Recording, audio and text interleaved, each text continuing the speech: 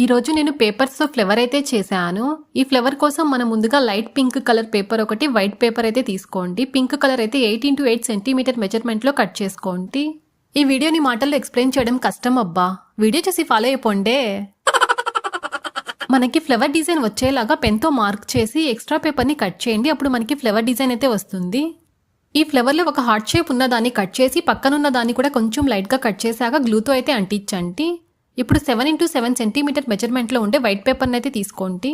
మనం pink colour పేపర్తో ఫ్లవర్ని ఎలా ప్రిపేర్ చేసామో సేమ్ అలాగే మనం వైట్ పేపర్తో కూడా ఇలాగే ఫ్లవర్ని ప్రిపేర్ చేయాలి.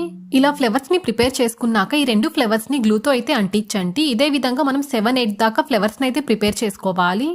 3 x 5 సెంటీమీటర్ మెజర్మెంట్ ఉండేలాగా గ్రీన్ కలర్లో పేపర్ని తీసుకుని ఒక చిన్న పుల్లకైతే చుట్టి ఈ కాడనైతే ఫ్లవర్కి అంటించండి. 30 x 7 సెంటీమీటర్ మెజర్మెంట్లో గ్రీన్ కలర్లో ఉండే పేపర్ని తీసుకొని ఒక పెద్ద పుల్లకైతే చుట్టి పెద్ద కాడనైతే ప్రిపేర్ చేసుకోండి. ఈ కాడకి అన్ని ఫ్లవర్స్ని అయితే అంటించండి. కింద 2 ఆకులనైతే అంటించండి. అంతే అబ్బా, ఇక్కడ మనకి ఫ్లవర్ అయితే రెడీ అయిపోయింది.